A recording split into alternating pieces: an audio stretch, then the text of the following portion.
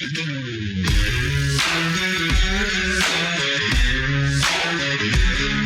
well-regulated militia being necessary to the security of a free state, the right of the people to keep and bear arms shall not be infringed. Welcome to another edition of Bearing Arms, Cam and Company. My name is Cam Edwards. Sorry for my absence earlier in the week. I will, if you are interested, I will give you the TMI update at the end of today's program. But suffice it to say, I am very glad to be back behind the microphone, and Missy is doing a little bit better than she was earlier in the week. So, again, I thank you for your thoughts and your prayers. We're going to be talking with Nikki Goeser coming up here in just a minute or two about her column at Town Hall, why she will not be voting for Kamala Harris come November. I had a feeling that was going to be the case with Nikki, but her rationale and her explanation for why Kamala Harris will not get her vote is worth talking about. So we'll kick up that conversation here in just a minute. Before we do, though, let's talk about this for a second. Economists are warning us about massive tax hikes that could hit your IRA and 401k hard. With inflation rising and global uncertainty, it is no wonder that central banks and many Americans are turning to gold. Now, if you haven't thought about gold yet, now's the time. Trust Priority Gold to help you diversify your savings with gold and silver. When you text GOLDEN to 800-405-GOLD, you can get a free gold info guide and see if you qualify for free shipping and storage. Experts agree physical gold is one of the best ways to fortify your savings. Act now to get your portfolio working for you while the market is golden. Text GOLDEN to 800-405-GOLD to learn more. That's GOLDEN to 800-405-GOLD. And now let's kick off our conversation with Nikki Goeser from the Crime Prevention Research Center about why she will not be casting a vote for Kamala Harris this November. Take a look and listen. Nikki, it's good to see you again. Thanks so much for coming on the show. Hey, Cam. Good to see you, and thanks for having me on. Absolutely. So, you got your piece at Town Hall, ran earlier this week, talking about why you're not voting for Kamala Harris. Now, I have to say, going into this, maybe I was wrong, but Nikki, I didn't anticipate you voting for Kamala Harris in the first place, simply because of her anti-Second Amendment views. But as you point out, it's not just that it's bad enough that she wants to wage war on our right to keep and bear arms. But when you look at all of the policies that she supported from just a public safety standpoint, the real damage is being done and would be done if she had the ability to put these sorts of policies in place nationwide. Absolutely. I mean, just look at her support for the defund police movement. That movement has had very long-term damage on police departments across the nation. And, police officers had a very difficult job anyway, but that has made it even more difficult with very important resources and money, being taken away from these departments across the nation. And they're hemorrhaging still. I mean, there are good officers who have already left, retired, those who are set to retire. It has caused real morale issues, and they've had to lower standards for hiring people to fill uniforms. And whenever you do that, you risk having even more potential issues, and some of the very same issues that the defund police movements were initially concerned about. I'm afraid that it's going to cause even more issues. And she supported it. Kamala Harris supported all of that. And, it's made it difficult for people to get emergency response. And a lot of people aren't even reporting crimes anymore because they just feel like, what's the point? I mean, these people aren't being prosecuted. You've got liberal DAs that are not prosecuting these crimes. And it's very disturbing. Plus her support for gun control. There is not a gun control policy out there that Kamala Harris does not support. She supports every gun control measure. And I point out in my piece, so many of these gun control laws, they really only impact good law-abiding people. Criminals, by their very nature, they're not going to follow the law. They're not going to follow these gun control laws. Kamala supports gun-free zones. Yeah. Well, listen, going back to her time as district attorney in San Francisco, that's where she was when the Heller case was decided. And she co-authored this amicus brief urging the Supreme Court to uphold DC's gun ban, saying there is no individual right to keep and bear arms. The courts have never interpreted the Second Amendment to protect an individual right to keep and bear arms. So DC's handgun ban, that's perfectly fine. The storage requirements that required those who had purchased a firearm or a handgun before the ban went into effect and had legally registered those guns. They had to keep them locked up, disassembled, ammunition stored separately. They were worthless for self-defense in the home. Kamala Harris was fine with that, right? Now, meanwhile, when she was a senator from California, she had the LAPD providing security for her. Even when she was in places like Stockton, California, and other cities, she had LAPD officers serving as her personal Praetorian Guard. So she's okay with the idea of, I guess, important people being protected, right? But everyday folks like you and I, we're just supposed to rely on that 911 call and hope that police get there in time, right? Because, as you say, she's never, and I'll happily retract this statement if it can be proven wrong, but to the best of my knowledge, she has never said anything expressing support for our right to keep and bear arms in self-defense, and she certainly has never cast a vote or challenged a gun control law that inhibited or infringed on that right.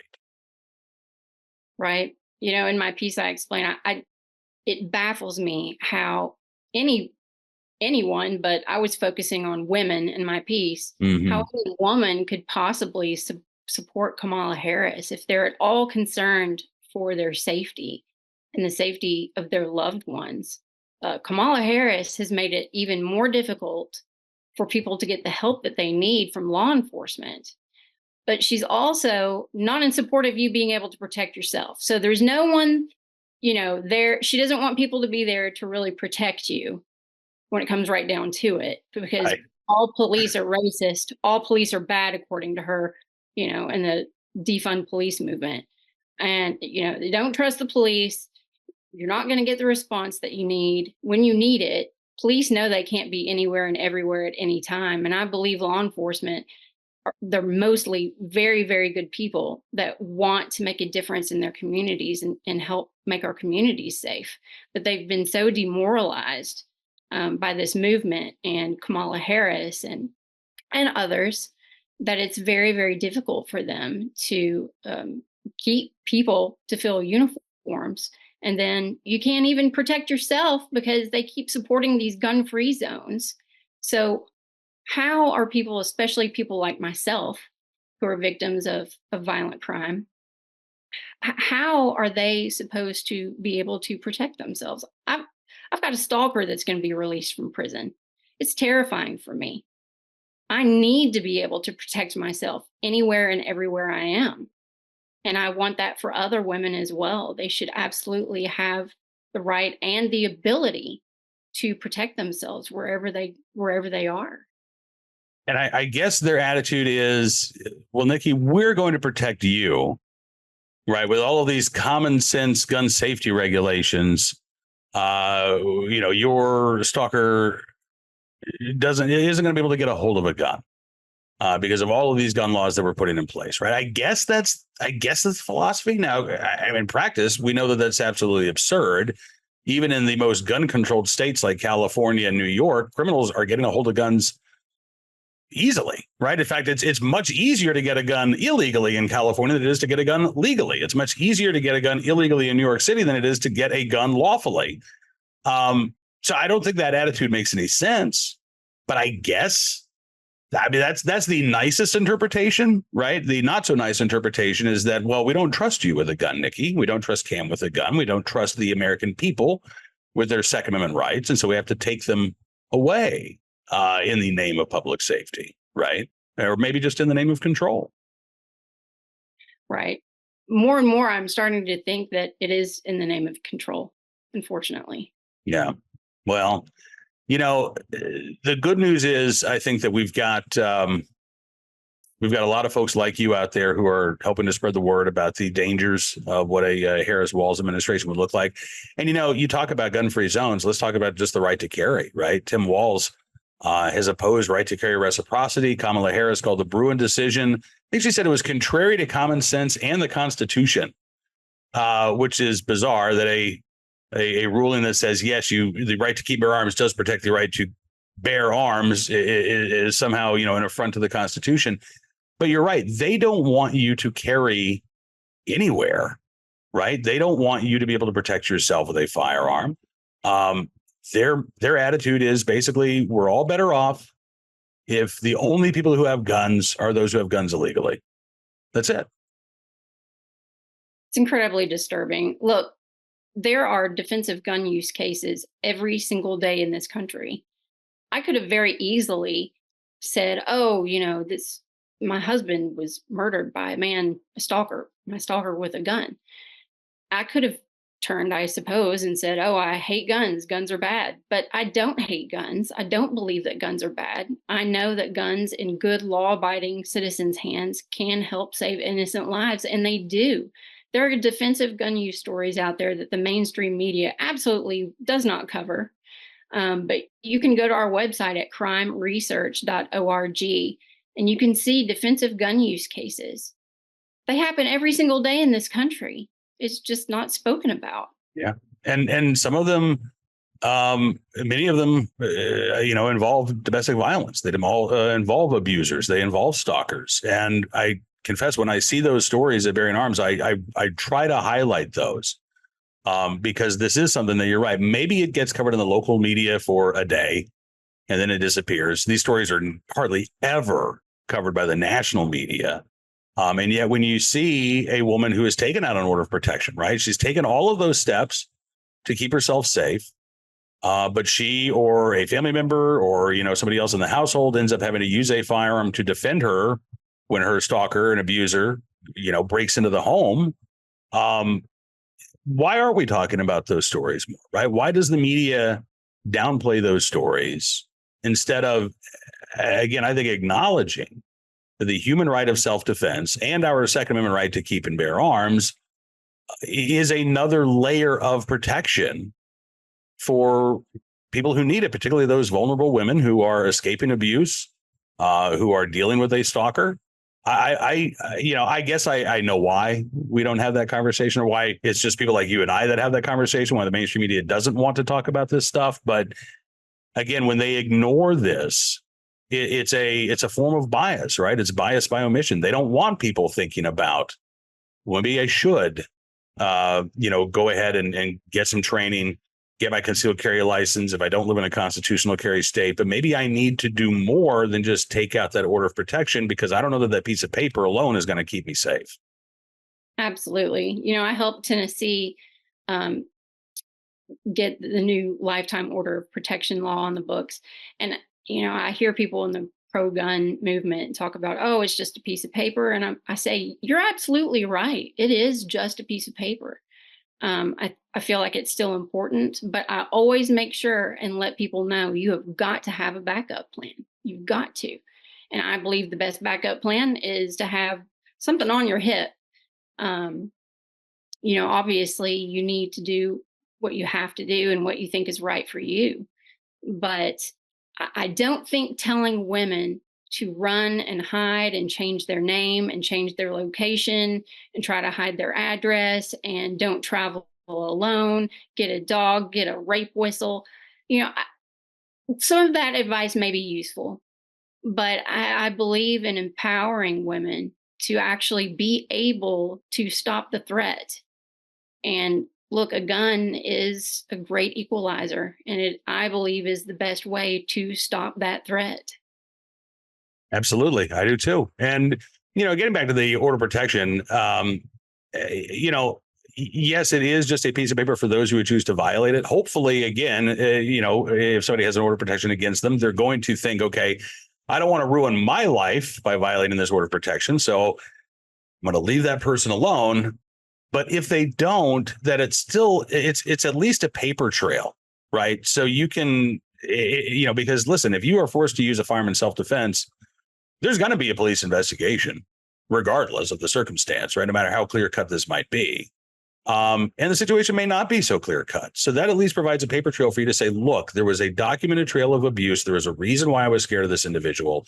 There was a reason why I told them, and the courts told them, you're not allowed to come near me. Which I think is helpful from a legal standpoint, if nothing else. If you are, again, if that abuser or that stalker treats that order of protection as if it's just a piece of paper. So I'm with you. I don't think there needs to be, my God, if we're dealing with somebody who's threatening your life, yeah, have a backup plan. Have a backup to the backup plan, right? This is your life that we're talking about. And people need to take those threats seriously. So don't just depend on a piece of paper. Don't just depend on a firearm. Do everything that you need to do to keep yourself safe. But as you say, also, we do want these people to be empowered, but they should not have to live their lives in fear. They should not have to live their life as a victim, afraid to look over their shoulder, right? That again, that just continues that abuse, that continues the harm being done by that individual. Absolutely. Well, Nikki, again, I am always just struck by your courage and your bravery and your willingness to speak out in support not only of what you believe, but really to help others. So I hope that people will read this. I hope that they will, take away, again, the history of Kamala Harris's attacks on public safety, the attacks on our right to keep and bear arms. And again, where does that leave us, right? If the police are bad, we can't protect ourselves. Again, where does that leave vulnerable people in dangerous situations, right? Exactly. Well, Nikki, again, thank you so much. And if folks want to learn more about the Crime Prevention Research Center, again, can you give us the website? Yes, that's crimeresearch.org. All right, Nikki, as always, it is good to see you. Thank you for everything you do. And I look forward to talking to you again very soon. Thanks for having me on. Good to see you. My thanks once again to Nikki for joining us on the program today, and I really do appreciate her joining us on the show. Look forward to having her back again here very soon. Before we get to today's armed citizen story, our good deed of the day and our recidivist report, once again, let's talk about this for just a second. Economists warning us about those massive tax hikes that could hit your IRA and 401k hard. With inflation rising and global uncertainty, it is no wonder that central banks and many Americans are turning to gold. If you have not yet thought about gold, now is the time. Trust Priority Gold to help you diversify your savings with gold and silver. Text GOLDEN to 800-405-GOLD for a free gold info guide and see if you qualify for free shipping and storage. Experts agree physical gold is one of the best ways to fortify your savings, and you can act now to get your portfolio working for you while the market is golden. Text GOLDEN to 800-405-GOLD to learn more. That's text GOLDEN to 800-405-GOLD. All right, today's recidivist report, not necessarily a true recidivist report, but still one of those, what on earth is going on in our court system? Here's the headline from Montana. Teen charged in Metro Park basketball tournament stabbing, sentenced to probation. So this wasn't an attempted stabbing. This wasn't a threat to stab someone. This was an actual stabbing. A 15-year-old from Butte, Montana, charged with stabbing another teenager at a state high school basketball tournament back in March, was handed probation until he's 21. His charges reduced from attempted deliberate homicide to assault with a weapon in exchange for that guilty plea. He was also charged with tampering with evidence for throwing the knife away after the incident. Those charges transferred from a district court down to youth court. Now, according to the Billings Gazette, it was back in March when two teenagers who were friends of the victims tried to steal the defendant's Louis Vuitton bag. The victim, who was a friend of the defendant, did not participate in the robbery, was watching with another friend, and apparently, after the defendant refused to hand over the bag, he ran away from the thieves. Thieves pursued him. Victim then ran from the stadium in the same direction, running by the defendant at the exit. And that's where the defendant stabbed him twice. It may have been that the defendant thought that the victim was getting ready to take part in the altercation, but according to prosecutors, there was no sign that the stabbing victim in this case had participated in this attempted robbery. By the way, in Montana, it's kind of iffy whether or not this individual would have been charged for simply trying to protect his property rather than protect his life. But in this case, again, the person who got stabbed wasn't involved in the crime at all, according to prosecutors. Prosecution argued that the teen should be on probation until he is 23. Oh, by the way, authorities never able to uncover the identities of the actual thieves. The victim declined to give a statement to law enforcement or to identify his friends, which is problematic. And the individual whose bag was stolen also apparently refused to cooperate or to provide that information to investigators, which is maybe another issue here that led to the plea deal, right? But the prosecution still argued that the teen should be on probation until he's 23. The court, however, sided with the defense due to the teen's, quote, good behavior while incarcerated. Well, yeah, you're behind bars. I mean, we expect you to be on your best behavior at that point, right? From March until May. The court also said, well, he's had no write-ups. while he was in jail, stayed up to date on school.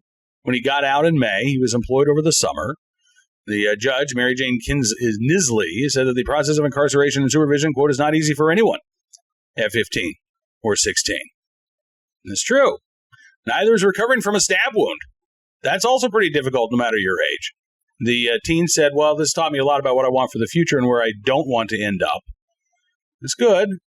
That's good. But I got to say, man, seeing a probationary sentence for a violent crime like this, even with those extenuating circumstances, it bothers me.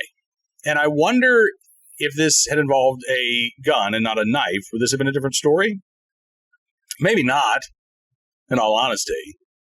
But it does seem like, the courts are maybe a little more concerned about gun violence as opposed to violence in general, even if the victim ends up in the hospital.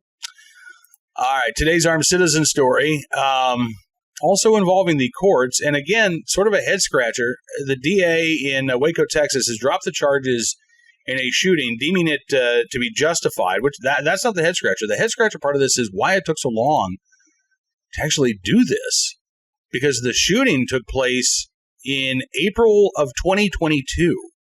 So more than 2 years ago. And now the DA in McLennan County is dropping the charges. The office says that the dismissals resulted from a, quote, extensive investigation and review of evidence conducted by multiple prosecutors and investigators in cooperation with Waco police detectives and with lawyers for both Scott and Calvin Nichols, who were charged with murder. The statement from the DA's office said ultimately the evidence could not overcome a claim of self-defense or defense of others beyond a reasonable doubt. And when you hear the circumstances, again, the question is, why did it take so long to reach this determination? So officers were called out to the scene on April 3rd, 2022. They found Joseph Craig Thomas dead at the scene, having been shot multiple times. Investigators learned that the shooting was captured on a nearby doorbell camera. And a review of that video shows that in the moments before the shooting, Thomas was aggressively brandishing a firearm, had multiple bystanders on the porch of this home, threatening to shoot them. The DA says that the video specifically captured Thomas pointing his firearm directly at two individuals on the porch of the residence, making verbal threats to shoot those nearby. And then he physically assaulted Calvin Nichols, who was standing near the porch. Nichols' cousin, Jatron Scott, observed Thomas assaulting Nichols. Scott was just a few feet away from Thomas, could see that Thomas was holding a gun. That's when Jatron Scott pulled his own gun, shot Thomas multiple times in defense of Nichols. The DA's statement said that by law, if evidence raises the matter of defense of others, the prosecution must disprove that defense beyond a reasonable doubt. And a team of senior prosecutors determined that defense of others could not be disproven. Now, why Calvin Nichols was charged with murder, again, is an open question. Jatron Scott, who actually shot Thomas, should have been cleared long ago once that doorbell video was reviewed and prosecutors were able to see that Thomas was the initial aggressor. Thomas was pointing a gun. Thomas was threatening to kill those on the porch, and then Thomas physically assaulted one of those individuals standing in the yard. All of those details point to an act of defense of others. So again, why did it take more than 2 years to reach this decision?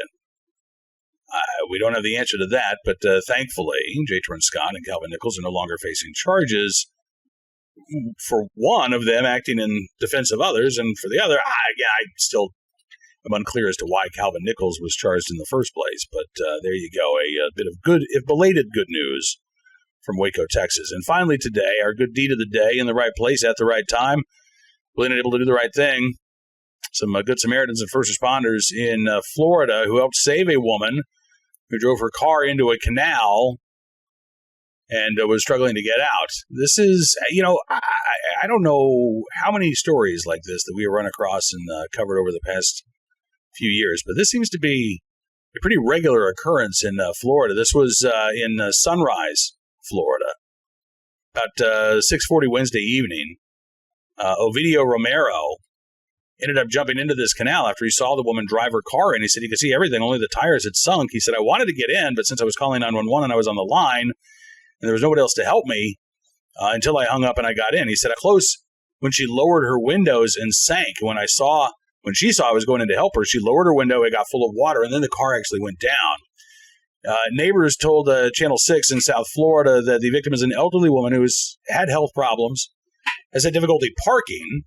They've seen her have difficulty getting into her car previously. But this is the first time that apparently they actually, saw something like this. Romero said, yeah, you'd always see her and she'd sometimes have difficulty getting into the car. According to Channel 6 in South Florida, it's unclear who was able to finally rescue the woman from the neighbor, but she was taken to a local hospital alive at the time. Romero certainly got involved. I'm guessing that there might have been some other good Samaritans, certainly first responders, aiding in getting that woman out of the car. But whoever those individuals were to save that woman, we thank you for your very good deed, being in the right place at the right time, and again, willing and able to do the right thing. All right, that is going to do it for this edition of Bearing Arms Cam and Company, with the exception of that TMI update that I mentioned at the start of the show. So Monday, after we did Cam and Company, I took my wife into the ER, and then many hours later, they admitted her to the hospital for the second time this month, as a matter of fact. So she has had some issues. She's got a blood clot in her lung. They were not able to get that treated, apparently, the first hospitalization. And so she was back in. She was having a lot of difficulty breathing, just really low energy, couldn't walk 3 feet without stopping to catch her breath. In fact, by Monday afternoon, she really couldn't walk at all. I was wheeling her around, and she was still struggling to catch her breath. So the good news is that she is feeling better. The bad news is they were not able to actually remove the clot, so hopefully the blood thinners will be working here, and she'll be well on her way to recovery. It's been a scary week, to be honest, and I've spent a lot of time at the hospital, so that's why I haven't been around the past couple of days. She's doing better. They're planning on releasing her today. Still a little concerned about the fact that the clot is still there. So, again, if you're the praying kind, I certainly do appreciate those continued prayers for Missy. And just FYI, I will be off next week. So if you are the worrying kind, don't automatically worry and think that something's wrong here. But I will be off next week, and so we'll be picking up Cam and Company again in the second week of September. But again, to those folks who have reached out to express your support, all of those who have just been quietly saying your prayers in support of Missy, it means the world to me and her. So thank you again. I look forward to seeing you back here very soon. Do check out BearingArms.com throughout the Labor Day weekend. We will be posting stories. I'll be doing a lot of writing. We've got some other contributions coming in as well. And even when I'm off next week, we won't have Cam and Company, but we will be updating the website. Tom Knighton and others will be keeping up to date on all of the latest secondhand news and information from all across the nation. And if you like what you see, I would encourage you to become a VIP or VIP Gold member. Just go to BearingArms.com/subscribe. Use the promo code SAVEAmerica, and you can get a significant savings on your VIP membership as well. You get exclusive content and ad-free experience. You'll also be supporting the independent pro-secondhand journalism that we're doing at Bearing Arms. And these days, it is critically important to prevent censorship and the anti-2A media bias. So thank you again for all of your support. We have a great Labor Day week, and we'll see you soon. Until then, be well, be safe, be free.